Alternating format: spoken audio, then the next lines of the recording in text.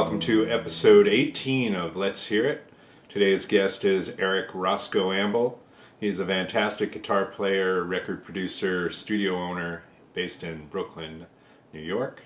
He also is the former co-owner of my favorite New York City bar, which was called the Lakeside Lounge, which sadly closed a few years back after being open for 16 years, but it was a great dive bar on Avenue B with a fantastic jukebox, a photo booth, a great selection of beer, and a back room where every night one band would play one set, which I loved because the room only held about 40 people or so, but it sounded great in there, and you didn't have to sit through 4 or 5 bands. It was just one band. They got to come in, set up, get comfortable, play one set, and then be done, and that was a great idea. So today Roscoe is going to show us his Stonetree custom guitars. I think it's called a Roscoe Caster, but he'll tell us more about it. It's a really interesting instrument. Say hello to Eric Ambel. Hello. Hello, Gary. Yes, Nice. this is the Stonetree Roscoe Deluxe. The Roscoe Deluxe, who knew?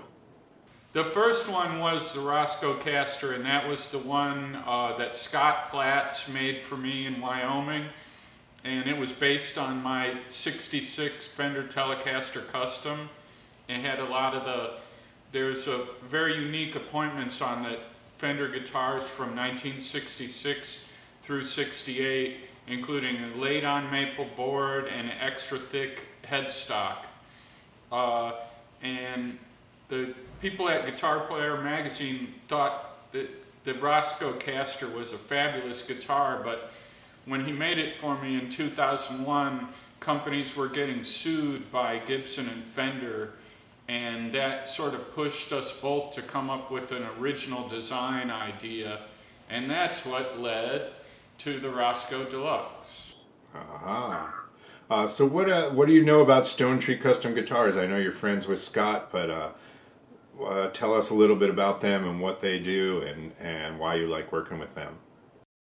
Well, I met Scott when I was producing a guy named Dennis Feeney in Colorado, and he knew me from my punk rock days in Laramie, Wyoming with the Dirty Dogs and the Accelerators, and he brought Scott around with his guitar, some of his guitars, and I thought they were pretty awesome guitars, and we kind of hit it off, and at the time we met, that some of the reissues that companies were making really weren't spot on, and certainly no one was making a guitar like a 66 Telecaster Custom, and so that's how we started working. His guitars are a little bit different than a lot of the, you can put together a Fender guitar out of parts from the mail, but like this neck and this body, they weren't ordered from some other place. Like he fashions the necks himself and the bodies, and there's a lot of handwork that goes into these guitars. Yeah. I should mention, which I didn't at the beginning, that credit-wise, you were in a great band called the Del Lords. You were also in the Yahoos. As a guitar player, you played many years with Steve Earle. I know you also played with Joan Jett. You have a couple great solo albums as well. And I neglected to mention that at the beginning, so I just wanted to fill that in. And then show us the guitar, and let's learn a little bit about it, and then let's hear it. So after Scott had, when we started working on this original design, Scott was coming to the Steve Earle gigs, and in addition to the Telecaster, I was playing a Les Paul Special a lot, and I was playing a Gretsch model called the Spectrasonics model, which was designed by T.V. Jones, the guy who makes the great Filtertron type pickups. And the Spectrasonics was a chambered guitar, and it had, it was kind of streamlined. There were no Guild or Gretsch mystery switches, just a volume and a tone. And so we used some of those things. And this particular guitar, it's a heavily chambered mahogany body with a spruce top, like a good arch top. And if I tap on it, you can hear that it's a hollow sound. It's hollow through most of the guitar except for the center. And it's got a lot of fine appointments. He used the Waverly tuners like you'd find on a really good acoustic. They didn't make them in a six in a line configuration, so he cut them down to fit. You know, he always had his own headstock shape that some people think looks like a bottle opener. And the guitar has a roller bridge, and these pickups are from Lindy Fralin. Lindy Fralin has been around for a long time, a pickup winder from Virginia, and he makes classic designs. He also does some experimentation. And these pickups he calls them P92s, and they're hum canceling P90 style. But the way he does it is, as you can see on the pickup screws, they're 3 and 3. They're actually 2 separate coils in there, and that's how he gets but they're single coil, as opposed to a humbucker where it has 6 and 6, 2 full things, magnets and all, and they really have a great sound. We liked them. I have the capacitor on the volume control, so I can turn down the guitar and the treble will stay with me.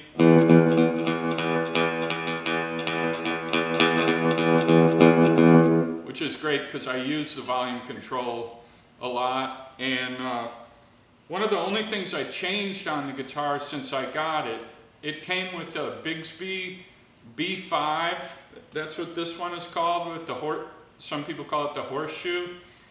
And there's a guy named Bill Callahan who makes handmade versions. He makes upgrade parts for Bigsby's, and if you call him up and ask nice, he'll make you a whole one, and it's made out of aircraft aluminum as opposed to cast pot metal. Interesting. Also, the body, much larger than a standard Telecaster, obviously. Yeah, it's pretty big. When he made the first one for me, he sent it to me to try out, and I was like, man, let's make it bigger. So I've had this one since 2005, and then last year he made me this blue one over here. Is a new version, and that's the standard size, so it's smaller and lighter. But this guitar, with all this stuff on it, it's just a little over 7 pounds. Which is, I like lightweight, and I like the sound of chambered guitars. I guess the other thing to mention is that, there are some parts of guitar building where people on internet forums in their basements come up with ideas why certain technologies shouldn't work. And one thing that gets maligned a lot are the stainless steel frets. And people think they sound different, and other people say, oh, I can't work on stainless steel frets because they chew up my tools. Well, if that's the case, you're using the wrong tools. Yeah. I play with heavy strings, 12 to 56, and in 15 years of playing this as my main guitar, if you look closely at these frets, they're like brand new. There's literally no wear, no divots, nothing. I'm a real believer in stainless steel frets for somebody who really likes their instrument and it's going to play it a lot. And what amp and pedals are you going to use today? Today, I have a Fender Vibrochamp. You know, a lot of guys, you'll see guys talking about collecting birth year instruments. My birth year is 1957, and everything from 1957 is way over my budget. But I came up with a new thing, and this is my high school graduation year Fender Vibrochamp. It's a 1975. Vibrochamps have gotten insanely hot during the pandemic because they really are just a fantastic, in addition to the studio, they're great for playing at home. And I've also got another piece of 70s technology on top of the amp, the original big box MXR analog delay. And that's the one that Keith Richard has been using since about the Emotional Rescue era. And it does a wonderful slap. So it's a...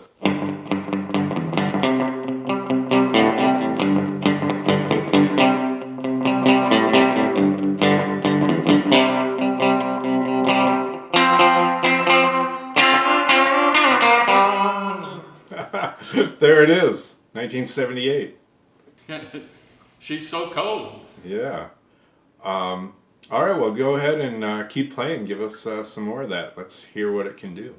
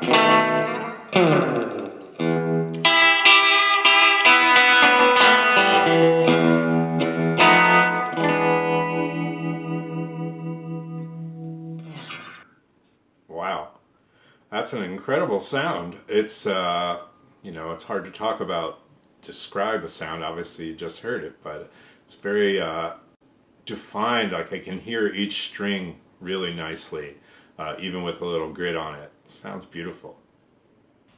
Thank you. It's really been a fun guitar to play, and it's really versatile. Like it'll play, I can play heavy stuff on it. but it's got a real wide dynamic range, maybe more than regular, you know, humbuckers, and it's also a little different than a Telecaster would be. So if somebody wants to get one of those, can they just call up Stonetree Guitars and talk to Scott and order something similar to that?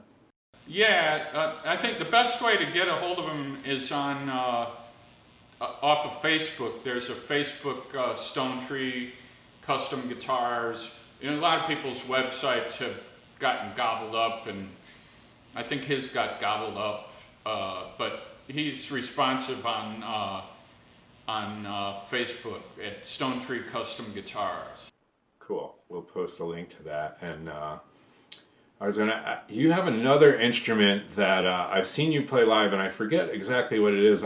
It's some kind of electric bouzouki or something. But at some point, I would love to have you come on and show us that. What is that thing? Well, I happen to have it right here, Gary. It's made by this guy who used to work at Gibson, and all the parts came out of the Gibson dumpster, and it's called a dulcetar. He calls it a dulcetar. And as you can see, you know, it doesn't have all the frets. The frets are in a scale.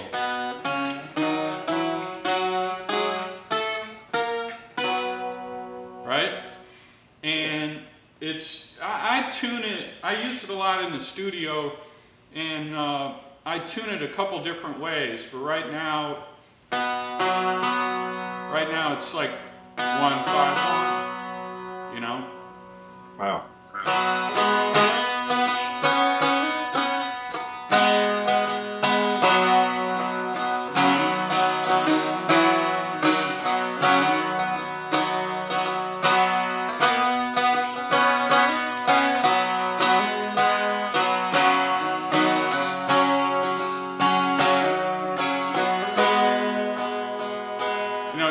It's a kind of an instant vibe thing. And also, because the scale is in the fretboard, if you put a capo on it, then you're in a different scale. So for instance, right now, I'll stick a capo, and then you get...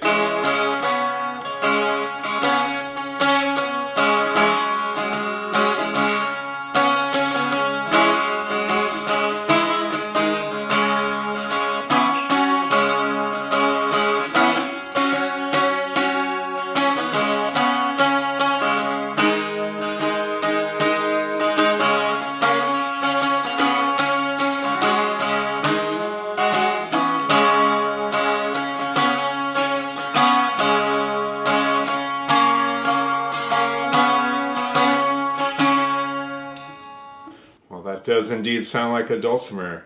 Thank you, man. I really appreciate you showing these instruments. Maybe we'll do a more extended episode on that dulcetar at some point.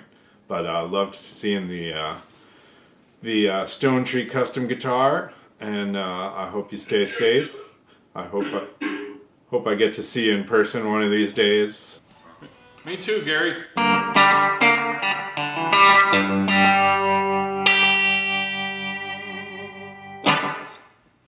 Sweet. All right. Well, thanks, man. Thank you. Well, there you go. It's a great sounding guitar. Thank you to Eric Roscoe Ambel and his Stonetree custom guitar. And check back in a couple more days for the next episode of Let's Hear It. Please subscribe to our YouTube channel, and look forward to seeing you in a couple days.